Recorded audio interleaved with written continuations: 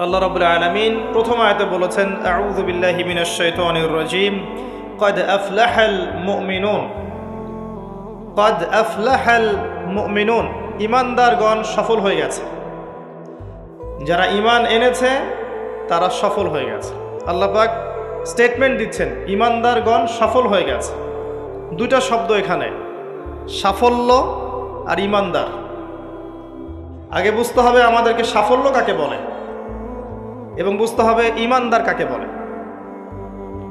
সাফল্যের সংজ্ঞা কি? আমরা সাধারণত মনে করি যে দুনিয়াতে যার অনেক বড় জমি জমা আছে, বাড়ি গাড়ি আছে, টাকা পয়সা আছে, ব্যাংক ব্যালেন্স আছে, সোসাইটিতে ক্ষমতা আছে, স্ট্যাটাস আছে, এরাই হচ্ছে সফল, তাই না? আমরা সাধারণত এটা মনে করি এবং আমাদের জেনারেশনকে তো শেখানো হয়েছে সাফল্যের সংজ্ঞা হচ্ছে কিভাবে এই দুনিয়াতে আপনি ভালো থাকবেন। একটা চাকরি, একটা ব্যবসা, একটা সুন্দরী নারী, স্ত্রী, একটা বাড়ি, একটা মার্সিডিজ, জমি জমা, পলিটিক্যাল পাওয়ার, এগুলো হচ্ছে সাফল্যের মানদণ্ড আমাদের কাছে। এগুলো অর্জন করলে পরে সমাজের মানুষ বলে হ্যাঁ লোকটা সফল, জীবনে কিছু করতে পেরেছে। এগুলো যার অর্জন করতে ব্যর্থ হয়, সে যত ভালো মানুষই হোক না কেন, মানুষ মনে করে ব্যর্থ। সারা জীবন পানের দোকান করলাম, কি করলাম? সারা জীবন সবজি বিক্রি করলাম, সারা জীবন ছোট্ট একটা ব্যবসা করে খাইলাম, ছোট্ট চাকরি করলাম, জীবনটাই যেন বৃথা। মানুষের দর্শন, চিন্তা দর্শন এখন এমন। আল্লাহ পাক এটা কোরআনে বলেছেন বাল তুসিরুনাল হায়াতাদ দুনিয়া ওয়াল আখিরাতু খায়রু ওয়া আবকা। বরং তোমরা দুনিয়ার জীবনকেই প্রাধান্য দিয়ে থাকো, প্রকৃতপক্ষে পরকাল উত্তম এবং চিরস্থায়ী। সূরা আলী ইমরানে আল্লাহ পাক বলেছেন 185 নম্বর আয়াতে কুল্লু নাফসিন যায়িকাতুল মাউত, প্রত্যেকটা নফস মৃত্যুর স্বাদ গ্রহণ করবে। আর কিয়ামতের দিন তোমাদেরকে পূর্ণ মাত্রায় প্রতিদান দেয়া হবে। সেদিন ফামান যুহজিহা আনিন নার ওয়া উদখিলাল জান্নাতা ফাকাদ ফাজ। কিয়ামতের মাঠে যাকে পুলসিরাত পার করানো হবে, জাহান্নাম থেকে বাঁচানো হবে, জান্নাতে প্রবেশ করানো হবে, একমাত্র সে ব্যক্তি সফল, আর কেউ সফল নয়। ওয়ামাল হায়াতুদ দুনিয়া ইল্লা মাতাউল গুরুর, দুনিয়ার জীবন ধোঁকা প্রতারণা ছাড়া কিচ্ছু নয়। মরীচিকা দেখেছেন? মরীচিকা রোদের মধ্যে দেখা যায়, এটা দুনিয়ার জীবন। আল্লাহ পাক এর সাথে তুলনা করেছেন। আরেকটা আয়াত আছে সূরা হাদীদের মধ্যে, ওই আয়াতের মধ্যে আল্লাহ পাক দুনিয়ার জীবনের একটা এক্সাম্পল দিয়েছেন, দৃষ্টান্ত দিয়েছেন। কেমন? আল্লাহ বলছেন ই'লামু, তোমরা জেনে রাখো, তোমরা সবাই জেনে রাখো আন্নামাল হায়াতুদ দুনিয়া লাইবুন ওয়া লাহু ওয়া জিনাতুন ওয়া তাফাখুরুম বাইনাকুম ওয়া তাকাসুর। তোমরা জেনে রাখো দুনিয়ার জীবনটা হচ্ছে খেলাধুলা। ছোট বাচ্চা যারা থাকে এরা খেলাধুলা ছাড়া কিছু বোঝে? ওদের কাছে দুনিয়াটা এমনই, খেলার মতো। খেলাধুলা করবো, এটাই দুনিয়ার জীবন ওদের কাছে মনে হয়। আর একটু বড় হলে বললাহ, দেখবেন কিশোর কিশোরীরা এখন দুনিয়ায় জীবনের কোনো উদ্দেশ্য নাই, সারাদিন এই বস্তুবাদিতা স্রোতে গা ভাসিয়ে দিয়েছে, ছেলে খেলায় সময় পার করছে। সারাদিন দেখবেন ফেসবুক, ইউটিউবিং, টিকটক, আড্ডাবাজি করা, লুডো খেলা, পাবজি, ফ্রি ফায়ার। ওদের কাছে লাহু মানে মজা, হাসি তামাশা। দুনিয়ার জীবন কি? ঠাট্টা, মজা, হাসি তামাশা। আর একটু বুঝ বেশি থাকলে ড্রাগ অ্যাডিক্টেড হবে, গার্লফ্রেন্ডকে নিয়ে ঘুরবে, পর্নোগ্রাফিতে আসক্ত হবে, জুয়া খেলবে, ক্যাসিনোতে যাবে। দুনিয়ার জীবন ওদের কাছে এমন। আরেকটু বড় হলে ওয়াজিনাতুম ওয়া তাফাখুরুম বাইনাকুম ওয়া তাকাসুর। আরেকটু বড় যখন হবে, ম্যাচুরিটি আসবে, তখন প্রতিযোগিতা, প্রাচুর্যের প্রতিযোগিতা, কে কত বেশি সম্পদ অর্জন করতে পারে, কার কত বেশি জমি আছে, কার কত সুন্দর স্ত্রী আছে, কার কত বড় চাকরি, কার কত বড় সম্পত্তি, কার কত বড় ক্ষমতা, জনবল কার কত বেশি। এই যে তাফাখুরুম বাইনাকুম ওয়া তাকাসুর। আল্লাহ পাক এটা সূরা তাকাসুরেও বলেছেন আলহাকুমুত তাকাসুর হাত্তা যুরতুমুল মাকাবির। তোমরা প্রাচুর্যের প্রতিযোগিতা তোমাদেরকে মহাচ্ছন্ন করেছে যতক্ষণ না তোমরা কবরে শায়িত হচ্ছ। কাল্লা সাউফা তা'লামুন সুম্মা কাল্লা সাউফা তা'লামুন। কখনো নয়, শীঘ্রই তোমরা জানতে পারবে। আবারও বলছি, শীঘ্রই তোমরা জানতে পারবে। কাল্লা লাউ তা'লামুনা ইলমাল ইয়াকিন, তখন ইলমাল ইয়াকিনে জানবে। একটা জিনিস পড়ে জানার নাম ইলমাল ইয়াকিন নয়, অনুধাবন করবেন যখন, তখন আপনার কাছে ইলমাল ইয়াকিন হবে। যেমন আপনাকে যদি বলি যে গোলাপ ফুলের গন্ধ আর রজনীগন্ধার গন্ধের মধ্যে পার্থক্য লিখে বলেন, লিখিত আকারে পার্থক্য বলেন বা ভাষায় প্রকাশ করেন, পারবেন? কথা বুঝতে পারছেন? গোলাপ ফুলের গন্ধ এবং রজনীগন্ধার গন্ধের মধ্যে কি পার্থক্য আছে আমাকে লিখিত আকারে দেন বা ভাষায় প্রকাশ করেন, পারবেন? এটা সম্ভব?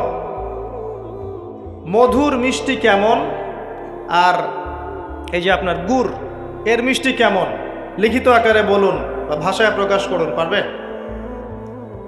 কিভাবে পারা যাবে? কিভাবে? যদি আপনি দুইটা ফুল কাছে নেন, নিয়ে দুটার ঘ্রাণ শোকেন, সুখে আপনি বুঝতে পারবেন, অনুধাবন করবেন। ইলমাল ইয়াকিন, এটা হচ্ছে ইলমাল ইয়াকিন।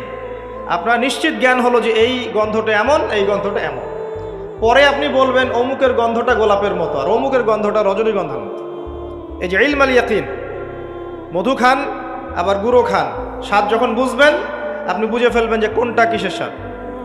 এই চাক্ষুষ জ্ঞানটাকে বলা হয় কি?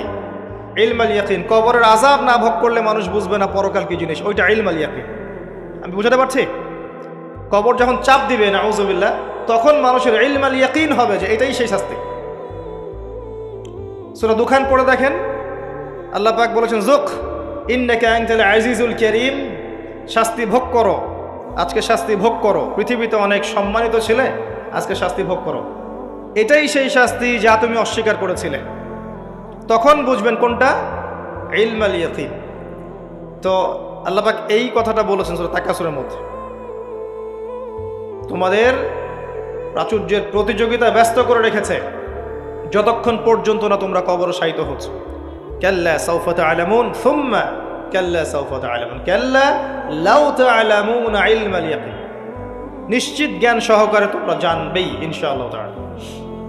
আল্লাহ পাক সূরা হাদীদের আয়াতে বলছেন যে দুনিয়ার জীবনটা খেলাধুলা, প্রাচুর্যের প্রতিযোগিতা, অনর্থক বিষয়ে ব্যস্ত থাকা।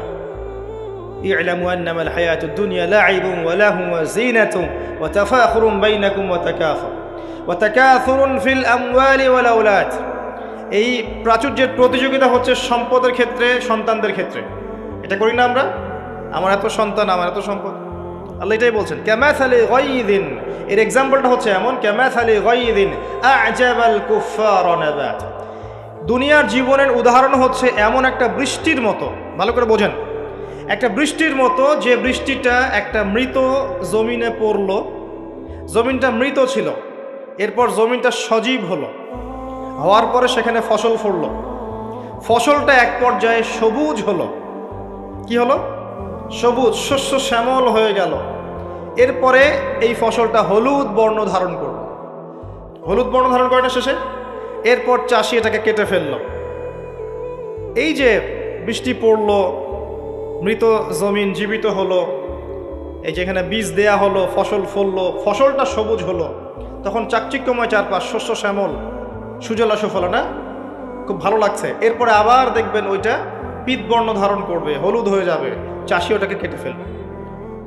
সুম্মা ইয়াকুনু ফাতারাহু মুসফাররান সুম্মা ইয়াকুনু হুতামা। এরপর এই যে ফসলটা কেটে ফেললেন, এটার খড়কুটা পড়ে থাকলো না? এটা দিয়ে আপনি জাল দিবেন, আগুন জ্বালাবেন, তাই না? রান্নার কাজে ব্যবহার করবেন। এই হলো দুনিয়ার জীবন।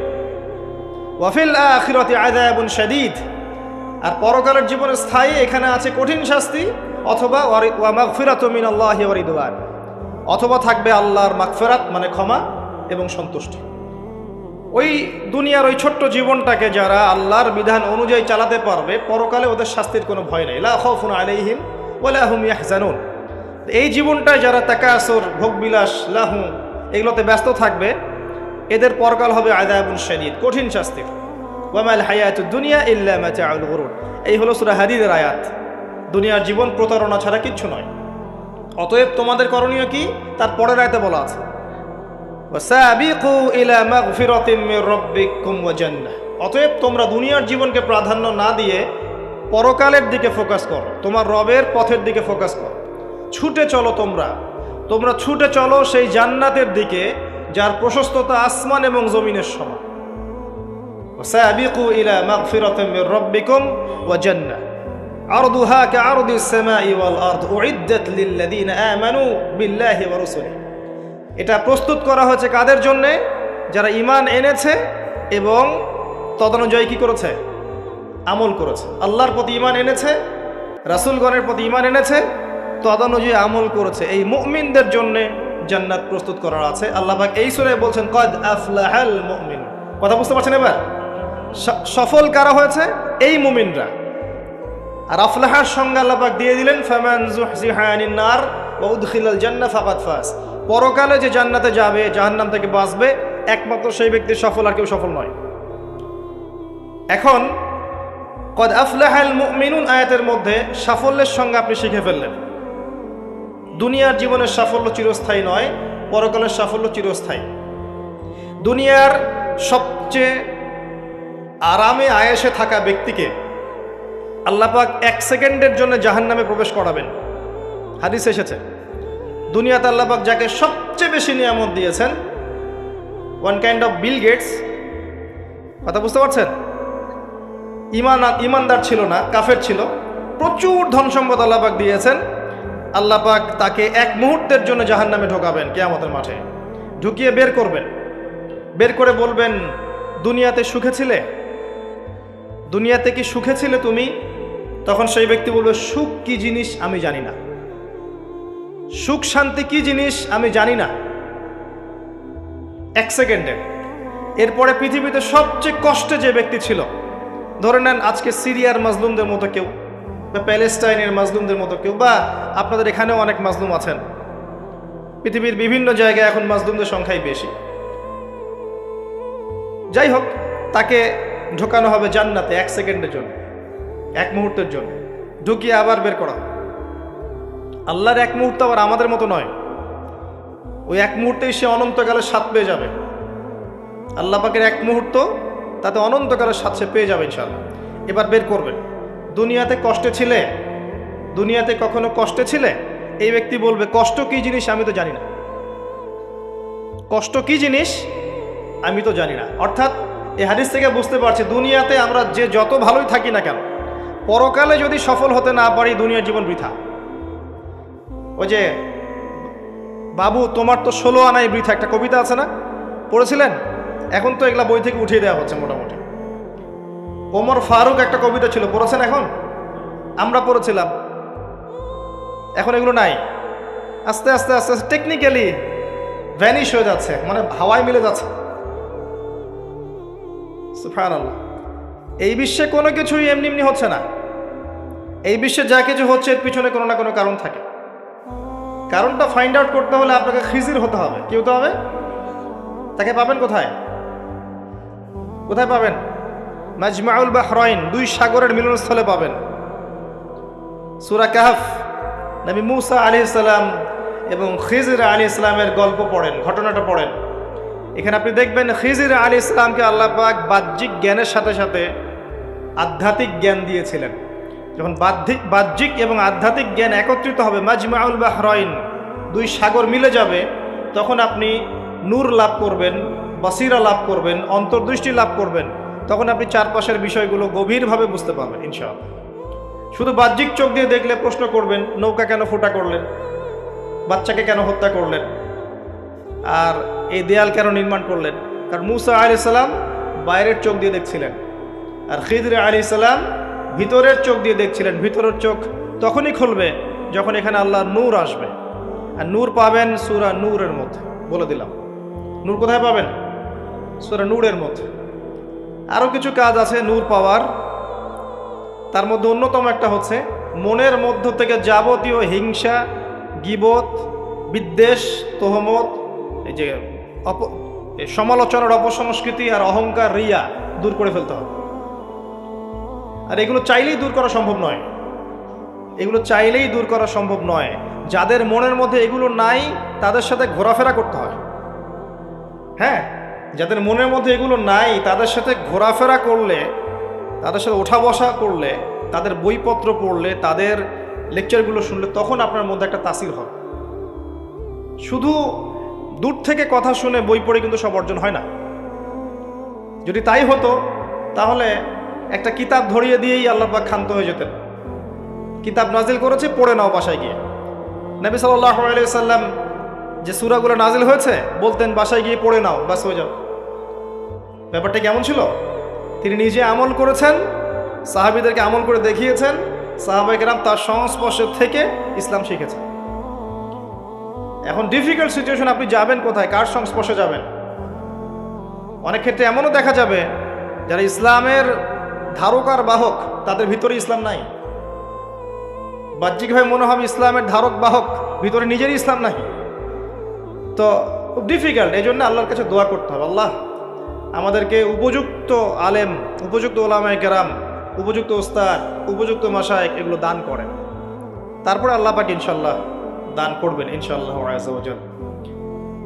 যাই হোক, পয়েন্ট একটা শিখলাম, দুনিয়ার জীবন চূড়ান্ত না। দুনিয়ার জীবনের সবচেয়ে সুখী ব্যক্তিও জাহান্নামে গেলে বলবে সুখ কি জিনিস আমি জানি নাই। আর দুনিয়ার সবচেয়ে কষ্টে থাকা ব্যক্তি জান্নাতে গেলে বলবে দুঃখ কি জিনিস আমি জানি না। মানুষ দোয়া করলে কয়েকটা জিনিস হয়। মানুষ দোয়া করলে রিজিক যদি হালাল হয়, আকীদায় যদি শিরিক না থাকে, আমলে যদি বেদাত না থাকে, দোয়া করলে দোয়া কবুল হয়ে যাবে ইনশাআল্লাহ। দোয়া করলে দোয়া ডাইরেক্ট কবুল হয়, অথবা আল্লাহ পাক এই দোয়ার বিনিময়ে তার ভবিষ্যতের কিছু বিপদ আপদ ছড়িয়ে দেন। মনে করেন আপনি দোয়া করেছেন, অনেক দোয়া করেছেন, ইনস্ট্যান্ট আপনি রেজাল্ট পান নাই, তা আপনি জানেনই না এই দোয়ার বদৌলতে আপনার আগামীর বিপদ আল্লাহ কাটিয়ে দিয়েছে। এটা আল্লাহ জানেন, আপনি জানেন। অথবা কি হতে পারে, অথবা কিয়ামতের মাঠে এই বিনিময় দেওয়ার জন্য আল্লাহ পাক প্রতিদান রেখে দিবেন নিজের কাছে। এবং আমরা অনেকেই কিয়ামতের মাঠে উঠব, উঠে আল্লাহ পাক আমাদেরকে দেখাবেন, আমল নামা দেখাবেন এবং বলবেন অমুক দিন তুমি এই দোয়া করেছিলে, আমি এই দোয়াটা ওই সময় দেইনি, তোমার জন্য জমা রেখেছি, আজকে সেই দোয়ার বিনিময় তোমাকে দান করব। ওই দিন মানুষ বলবে, আমরা বলবো যে কাশ দুনিয়াতে আমার কোনো দোয়াই যদি কবুল না হতো। কথা বুঝতে পারছেন? দুনিয়াতে যদি আমার কোনো দোয়াই কবুল না হতো, আজকে সব প্রতিদান পেতাম। একজন অসুস্থ ব্যক্তি, যার দুনিয়াতে প্রচুর রোগ ছিল, কিয়ামতের মাঠে যখন দেখবে যে এগুলোর প্রতিদান কত হাজার হাজার নেকি সে পাচ্ছে, তখন সে বলবে দুনিয়ার পুরো জীবনটাই যদি অসুস্থ থাকতাম কতই না ভালো। আমি বুঝাতে যাচ্ছি, এরকম অনেক হাদিস আছে, বলতে গেলে রাত শেষ হয়ে যাবে, যে দুনিয়ার জীবনটার মূল্য আল্লাহর কাছে খুব বেশি নয়, একটা মাছির পাখার সমানও নয়। যদি হতো তাহলে কোনো কাফের মুশরিককে আল্লাহ পাক এক ঢোক পানি খেতে দিতেন না। আর আজকে আমাদের চিন্তা চেতনা সমস্ত বিষয় দুনিয়া কেন্দ্রিক। আমাদের পড়াশোনার উদ্দেশ্য দুনিয়া, ব্যবসার উদ্দেশ্য দুনিয়া, চাকরির উদ্দেশ্য দুনিয়া, আমাদের সামাজিক কাজগুলোর উদ্দেশ্য দুনিয়া, সব কিছুই দুনিয়া কেন্দ্রিক। আর আমরা সবাই মনে করছি দুনিয়াই দুনিয়া, এরপরে আর কিছু নাই। মনে রাখবেন, যে ব্যক্তি দুনিয়ার জন্য দুনিয়া করে, শুধু দুনিয়ার জন্যই দুনিয়া করে, সে দুনিয়া পরকাল দুটোই হারাবে। আর যে ব্যক্তি পরকালের জন্য দুনিয়া করবে, সে ইহকাল পরকাল দুটোই পাবে ইনশাআল্লাহ। কথা বুঝতে পারছেন? যে ব্যক্তি দুনিয়ার জন্যই দুনিয়া করবে, সে দুনিয়া আখিরাত দুটোই হারাবে। দুনিয়ার জন্য যদি আমি দিনের কাজও করি তাও হারাবো। কথা বুঝতে পারেন নাই? দুনিয়ার স্বার্থে যদি আমি দিনের কাজ করি, ইসলামকে নিয়ে দুনিয়ার স্বার্থ অর্জন করতে চাই, তাহলে দুনিয়া আখিরাত দুটোই হারাবো। আর যদি পরকালে আল্লাহ সন্তুষ্টি পাওয়ার জন্য আমি দুনিয়া করি, আল্লাহ পাক পরকাল দুনিয়া দুটোই দিবেন ইনশাআল্লাহ। আল্লাহ পাক আমাদেরকে বোঝার তৌফিক দান করুন, আমিন। আশা করি আমরা সাফল্যের সংজ্ঞাটা বুঝতে পেরেছি। কারা সফল হবে? মুমিনরা। এবার আসেন, মুমিন কারা? সহজ কথায় বলছি, যারা 6টা বিষয় বিশ্বাস করে। কয়টা? 6টা পিলারে যারা বিশ্বাস করে। 1 নাম্বার, মুহাম্মদ সাল্লাল্লাহু আলাইহি ওয়াসাল্লামকে জিজ্ঞেস করা হয়েছিল না, ইয়া মুহাম্মদ সাল্লাল্লাহু আলাইহি ওয়াসাল্লাম আখবিরনি আনিল ঈমান, আমাকে ঈমান সম্পর্কে বলুন। মনে আছে হাদিসটা? হাদিসে জিবরিল, মিশকাতের 2 নম্বর হাদিস মেবি, জি। আর মুসলিম শরীফের 9 নম্বর হাদিস। জিবরাইল আলাইহিস সালাম মানুষের বেশ ধরে নবী সাল্লাল্লাহু আলাইহি ওয়াসাল্লামের কাছে এসেছিলেন, তার হাঁটুর সাথে হাঁটু লাগিয়ে বসেছেন, বসে 4টা প্রশ্ন করেছিলেন। ইসলাম কাকে বলে, ঈমান কাকে বলে, ইহসান কাকে বলে, এবং কিয়ামত কবে হবে। নবীজি বলেছিলেন কিয়ামত কবে হবে এই বিষয়ে প্রশ্নকারী উত্তরদাতার জ্ঞান সমান। তখন তিনি আবার প্রশ্ন করেছিলেন, তাহলে আলামত কিছু বলে দিন। এর উপর বিস্তারিত আমার খুতবা আছে, শুনে নেবেন, ইউটিউবে আছে। তো এর মধ্যে একটা প্রশ্ন ছিল ঈমান কাকে বলে। নবী সাল্লাল্লাহু আলাইহি ওয়াসাল্লাম উত্তর দিয়েছিলেন, আল ঈমান, ঈমান হচ্ছে আন তুমিনা বিল্লাহ, তুমি বিশ্বাস করবে এক আল্লাহর প্রতি, মুখস্থ করে ফেলবেন, এক আল্লাহর প্রতি ঈমান, ওয়া মালাইকাতিহি, তার ফেরেশতা মণ্ডলীর প্রতি, 2 নাম্বার। 3 নাম্বার ওয়া কুতুবিহি, তার আসমানি কিতাব সমূহের প্রতি, সমস্ত আসমানি কিতাব সমূহের প্রতি। 4 নাম্বার ওয়া রুসুলিহি, তার সমস্ত রাসূলগণের প্রতি বিশ্বাস করবে। 5 নাম্বার ওয়াল ইয়াউমিল আখির, পরকালের জীবনে বিশ্বাস করবে। 6 নাম্বার ওয়াল কদরি খায়রিহি ওয়া শাররিহি, তাকদীরের ভালো এবং মন্দের প্রতি বিশ্বাস করবে। এই 6টা পিলারের প্রতি বিশ্বাস করার নাম কি? ঈমান। বলেন তো আমার সাথে। 1 নাম্বার আল্লাহর প্রতি, 2 নাম্বার ফেরেশতা মণ্ডলীর প্রতি, 3 নাম্বার আসমানি কিতাব সমূহের প্রতি, 4 নাম্বার নবী রাসূলগণের প্রতি, 5 নাম্বার পরকালের জীবনের প্রতি, 6 নাম্বার কি? ভাগ্যের ভালো মন্দের প্রতি। এখন মজার ব্যাপার হচ্ছে এই 6টার কোনোটাই চোখে দেখা যায় না।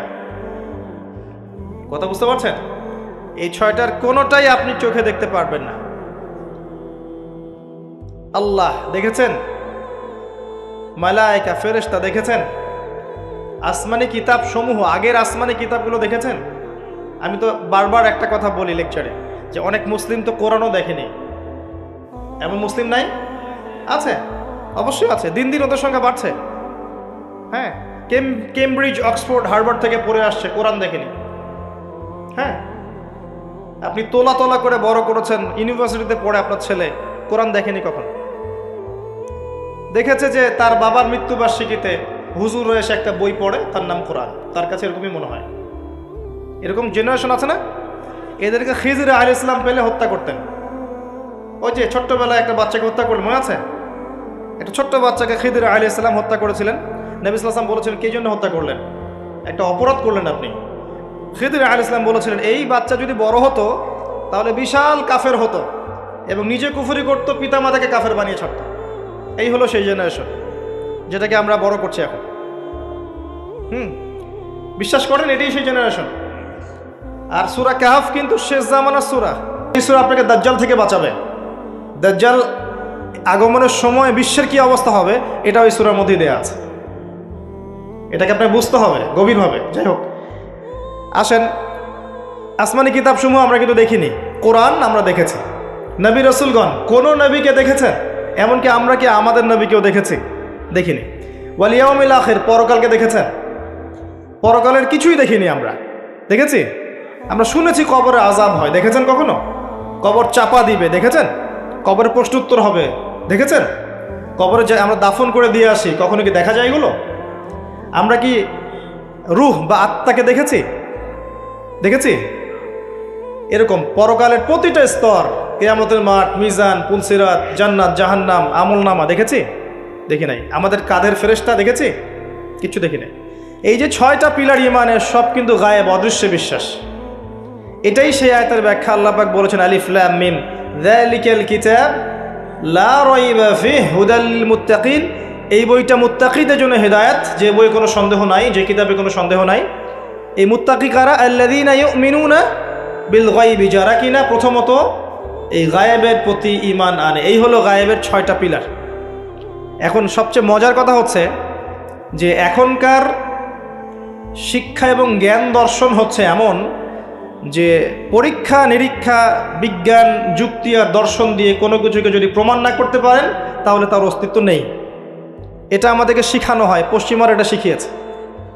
পশ্চিমারা এটা শিখিয়েছে যে পরীক্ষা নিরীক্ষা, পর্যবেক্ষণ, যুক্তি, দর্শন, বিজ্ঞান, এগুলো দিয়ে যদি আপনি প্রমাণ করতে না পারেন কোনো কিছুকে, তাহলে এগুলোর কোনো অস্তিত্ব নেই।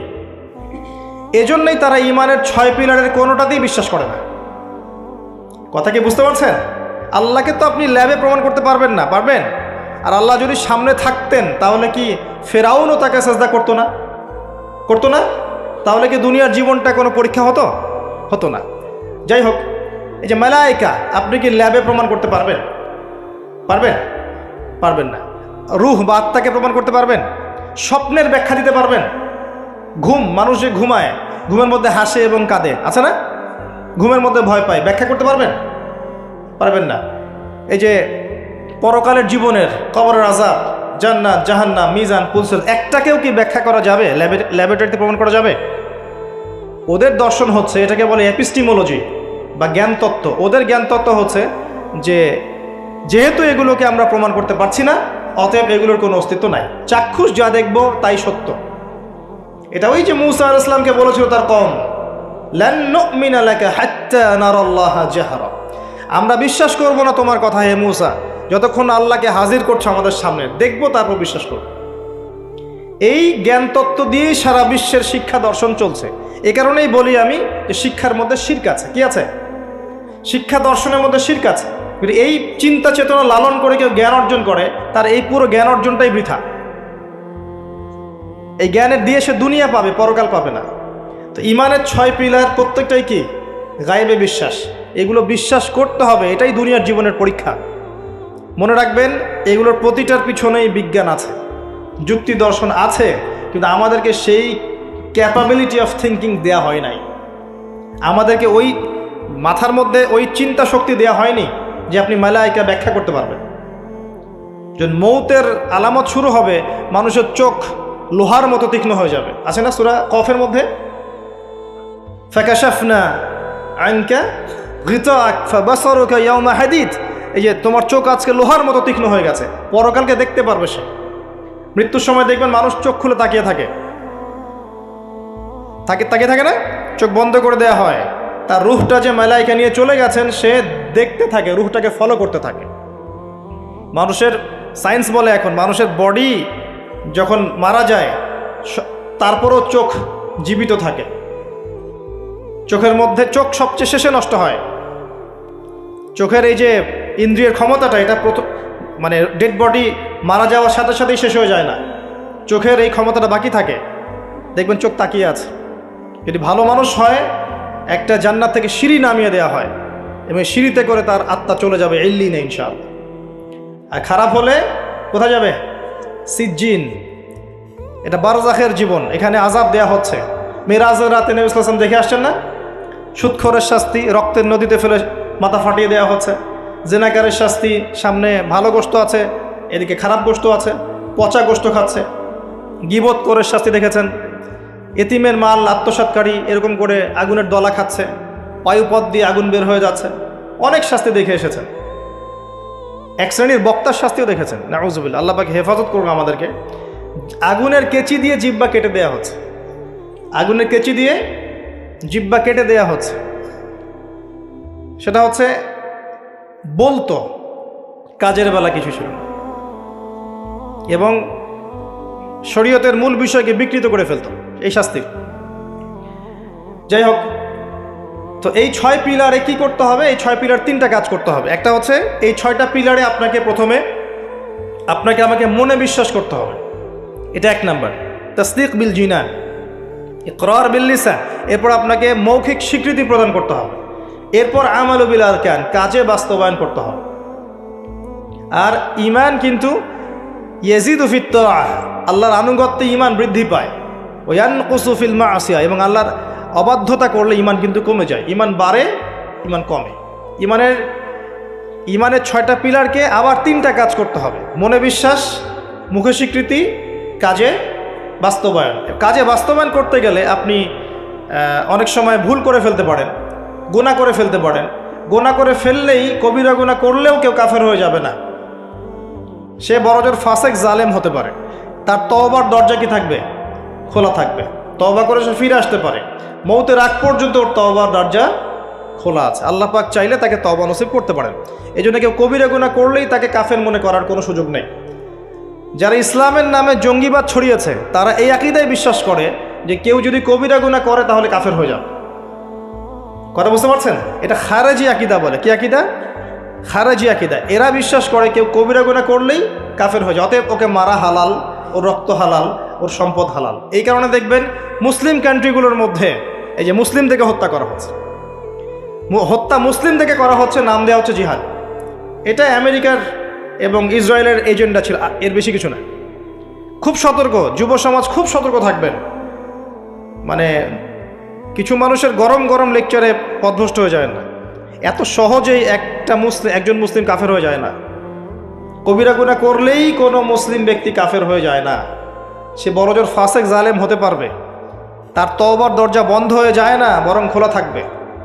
মৌত পর্যন্ত সময় আছে তার তওবা করে ফিরে আসে। খুব সাবধান। এই জায়গায় সেই সমস্যা যেটা আপনারা ধরতে পারবেন না। এটা এই সমস্যাগুলো পলিটিশিয়ান ধরতে পারবে না, কিন্তু এটা হচ্ছে জ্ঞানতাত্ত্বিক সমস্যা, ধর্মতাত্ত্বিক সমস্যা। এখানে এই ব্যাখ্যা দিয়ে যুবকদের মাথা ওয়াশ করা হয়েছে। খুব সাবধান। এখানে আল্লাহ পাক বলছেন কদ আফলাহাল মুমিনুন, এইভাবে যারা ঈমান নিয়ে আসবে তারা সফল। তাহলে ঈমানের বিষয়টা আমরা বুঝলাম যে আমরা শৈথিল্যবাদীও হব না, চরমপন্থীও হব না। আমরা ঈমানের 6 পিলারে বিশ্বাস করব, মৌখিক স্বীকৃতি দিব, মনে বিশ্বাস করব, কাজে বাস্তবায়ন করব। কাজ করতে গিয়ে যদি ভুল ত্রুটি হয়ে যায়, কবিরা গুনাহ হয়ে যায়, তওবা করে ফিরে আসার সুযোগ আছে। কবিরা গুনাহ করলেই কেউ কাফের হয়ে যায় না, বরং সে বড়জোর ফাসেক জালেম হতে পারে। তার তওবার রাস্তা খোলা আছে, তাকে হত্যা করা আমার জন্য বৈধ নয়। সিম্পল। এইভাবে যারা ঈমান আনবে তাদেরকে বলা হচ্ছে আফলাহাল মুমিনুন, তারা সফল হয়ে গেছে। এবং তাদের আরও কিছু কোয়ালিটি আল্লাহ পাক বলেছেন, আমি একটা একটা করে বলে শেষ করছি। আল্লাহ পাক বলেছেন আল্লাযীনা হুম ফি সলাতিহিম খাশিউন। এভাবে ঈমান আনার পর তাদের প্রথম কাজ, তারা নামাজের মধ্যে খুশু খুজুর সাথে নামাজ পড়ে, যেটা এখনকার ডিজিটাল নামাজ আপনি পাবেন না।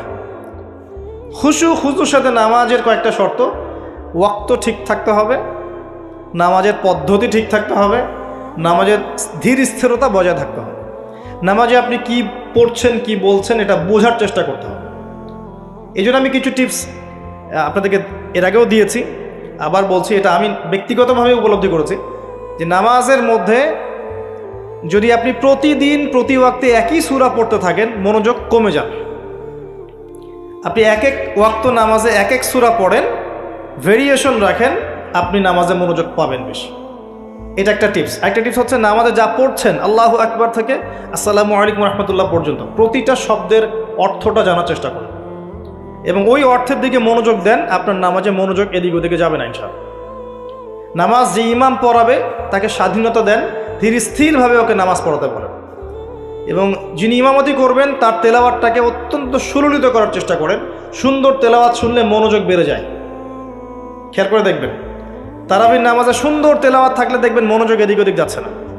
এবং দুনিয়াবি কাজগুলোকে ফারেক হয়ে নামাজ পড়তে আসেন, মাথায় 10টা কাজ নিয়ে নামাজ পড়তে আসবেন, রিল্যাক্সে নামাজ পড়েন এবং নামাজের সময় আশপাশের শব্দ যেন না হয় খেয়াল রাখেন। বাসায় বলে দিবেন নামাজের সময় আমাকে ডিস্টার্ব করবেন, নামাজের সময় ফোন আসলে আমাকে নক করার দরকার নাই, নামাজের সময় গেট নক করবে না। মানে নামাজটাকে আপনি সর্বোচ্চ গুরুত্ব দেন। কারণ কি, এটা পড়ার জন্যই তো পৃথিবীতে এসেছি। ওয়ামা খালাকতুল জিন্না ওয়াল ইনসা ইল্লা লিয়াবুদুন। দুনিয়াতে আসছি কেন ভাই? আল্লাহর ইবাদত করতেই তো। এখানে এত তাড়াহুড়োর কি আছে? এরপর আল্লাহ পাক তো সহজ করে দিয়েছেন। আপনি মুসাফির হলে কসর করতে পারবেন, পারবেন না? মুসাফির হলে কসর করতে পারবেন। আল্লাহ পাক নামাজের যে আহকাম আরকানগুলো দিয়েছেন, এগুলোর মধ্যে নামাজের ফরজ ওয়াজিব সুন্নত মুস্তাহাব যেগুলো আছে, ঠিকঠাক করে নামাজ পড়লে নামাজটা খুশু খুজুর সাথে হবে ইনশাআল্লাহ। আল্লাহ পাক আমাদের সবাইকে খুশু খুজুর সাথে 5 ওয়াক্ত নামাজি বানিয়ে দিন, আল্লাহুম্মা আমিন। আর মুকিম যারা থাকবেন, চেষ্টা থাকবে জামাত ধরার জন্য। এটা ব্যক্তিগত উপলব্ধি আমার। জামাতে সালাত পড়লে যেরকম মনোযোগ আসে, মনটা তৃপ্তি হয়, বাসায় নামাজ পড়লে সেটা হয় না। এটা হয় না। নামাজ জামাতে যখন যাব, ওযু করলাম, ইবাদত, পায়ে হেঁটে যাচ্ছি, গুনাহ মাফ হচ্ছে, সবার সাথে দেখা সাক্ষাৎ হয়, প্রথম কাতারে দাঁড়ানোর সুযোগ হয়, আপনার ইমামতি করলে মনোযোগ আরও বেশি থাকে, নামাজের পরে বসে জিকির আজগার করার সুযোগ হয়, নামাজের পরে আবার 2-1টা হাদিস পড়ার সুযোগ হয়। পুরো কাজটা মিলে কিন্তু দেখবেন মনটা মানে কি বলবো, প্রশান্তিময় হয়ে ওঠে। বাসায় একা একা ঠিকঠাক নামাজ পড়লে এটা হয়ে ওঠে না। তবে কিছু নামাজ বাসায় পড়তে নবীজি বলেছেন, এতে করে বাসায় রহমত বরকত নাজিল হবে। অনেকে প্রশ্ন করে, স্বামী স্ত্রী কি একসাথে নামাজ পড়তে পারবে? স্বামী স্ত্রী একসাথে সিনেমা দেখতে পারবে, নামাজ পড়তে পারবেন নাকি? এগুলো প্রশ্ন করে। স্বামী স্ত্রী কি একসাথে নামাজ পড়তে পারবে? নামাজ পড়েন না বলেই তো এই সমস্যা। স্বামী স্ত্রী একসাথে মাঝে মাঝে নামাজ পড়বেন, মাঝে মাঝে নফল নামাজ পড়বেন একসাথে। এতে করে দেখবেন মহব্বত বাড়ছে, পরিবারের শান্তি বাড়ছে। স্বামী স্ত্রী একসাথে সারা দুনিয়া ঘুরে বেড়ায়, বেপর্দা হয়ে ফেসবুকে ছবি দেয়, এগুলো করতে পারবে, নামাজ পড়তে পারবে? জিজ্ঞাসা করছে, একজন প্রশ্ন করছে। আল্লাহ পাক বোঝার তৌফিক দান করুন, বোধশক্তি দান করুন। ঈমান আনার পর প্রথম কাজ কি ভাই? সালাত। এরপর আল্লাহ পাক বলছে ওয়াল্লাযীনা হুম আনিল লাগওয়ি মু'রিদুন। যারা অনর্থক কথা এবং কাজ থেকে দূরে থাকে, অনর্থক অহেতুক ফাহেসা কথা এবং কাজ থেকে দূরে থাকে, এরা হচ্ছে মুমিন, সফল হচ্ছে। খেয়াল করে দেখবেন আমাদের জীবনের বেশিরভাগ কথা এখন অনর্থক হচ্ছে, অহেতুক, অহেতুক গীবত, অহেতুক তহমত, অহেতুক সমালোচনা। 3-4 জন একসাথে বসলেই গীবত। যে ব্যক্তি কিছু বোঝেই না সে পলিটিক্স নিয়ে কথা বলা শুরু করলো, ইকোনমিক্স নিয়ে কথা বলা শুরু করলো, দেশ নিয়ে, রাষ্ট্র নিয়ে, কত বুদ্ধি তার, মাশাআল্লাহ। অথচ সে এসবের ধারই ধারে, জ্ঞানের কোনো ধারই ধারে না। এই জ্ঞান তার মধ্যে নাই। এমন কেউ নাই যে সব বিষয় নিয়ে কথা বলার চেষ্টা করে না। সবাইকে সব বিষয়ে কথা বলতে হবে না তো, যে বিষয়ে দক্ষ সে সেই বিষয়ে কথা বলবে। তো আমরা কিন্তু কথা খুব বেশি বলি, অহেতুক কথাবার্তা, অহেতুক কাজ। দেখবেন অহেতুক কাজে আমাদের যুব সমাজ সময় নষ্ট করছে। ঘুম থেকে ওঠা থেকে শুরু করে দেখেন, অহেতুক আড্ডা মারবে, অহেতুক বাইক নিয়ে ঘুরছে মেয়ের পিছনে, অহেতুক বান্ধবীর পিছনে ঘোরা, দেখবেন অহেতুক আড্ডা মারা, কফি শপে বসে থাকা, অনলাইনে সারাদিন অনলাইনে স্ক্রল করতে থাকা, অহেতুক দেখবেন বসে বসে গেমস খেলছে, যে গেমসের কোনো মূল্যই নাই, সময় নষ্ট করছে নিছক মনোরঞ্জনের জন্যে। এরকম প্রচুর কাজ, মেয়েদেরকেও দেখেন সেম কাজ করছে, সারাদিন দেখবেন ওই সাজুগুজু নিয়ে পড়ে আছে, অহেতুক সিরিয়াল দেখছে বসে বসে, ঘন্টার পর ঘন্টা চলে যাচ্ছে, রিমোট নেওয়াই যায় না হাত থেকে। সারাদিনের সব কাজ আগে শেষ করে সন্ধ্যার সময় বসতেই হবে, সন্ধ্যা থেকে রাত 10টা সিরিয়াল, 10টা সিরিয়াল দেখে শেষ করবে। তারপর বাঘের মুখ থেকে খাবার কেড়ে নিয়ে আসতে পারবেন, কিন্তু আপনার স্ত্রীর হাত থেকে রিমোট নিতে পারবেন না। মানে সবই অহেতুক। খেয়াল করে দেখবেন প্রচুর কাজ আমরা করি, নিছক অহেতুক কথার কাজ। আল্লাহ পাক বলেছেন মুমিনদের সবচেয়ে বড় বৈশিষ্ট্য হচ্ছে তারা অহেতুক কথা এবং কাজ এড়িয়ে চলবে। কথা বললে দিনের কথা বলবে, আল্লাহর কথা বলবে, রাসূলের কথা বলবে। যে কথায় কোনো উপকার আছে এমন কথা বলবে, যে কথায় নিজের বা নিজের পরিবারের, নিজের দেশের, নিজের জাতির, নিজের উম্মার উপকার হয়, দিনের খেদমত হয়, এমন কোনো কথা বলবে বা কাজ করবে। আর যদি কোনো জায়গায় বসে দেখেন অহেতুক কথা কাজ হয়ে গেছে, সেক্ষেত্রে ওঠার আগে অবশ্যই এই দোয়াটা পড়বেন, সুবহানাকা আল্লাহুম্মা বিহামদিকা আশহাদু আল্লা ইলাহা ইল্লা আনতা আস্তাগফিরুকা ওয়া আতুবু ইলাইক। আশা করা যায় ওই বৈঠকে আপনি যে অহেতুক কথাগুলো বলেছেন এটা মাফ হয়ে যাবে ইনশাআল্লাহ। তো আল্লাহ পাক আমাদের সবাইকে অনর্থক কথা এবং কাজ থেকে বেঁচে থাকার তৌফিক এনায়েত করুন, আমিন।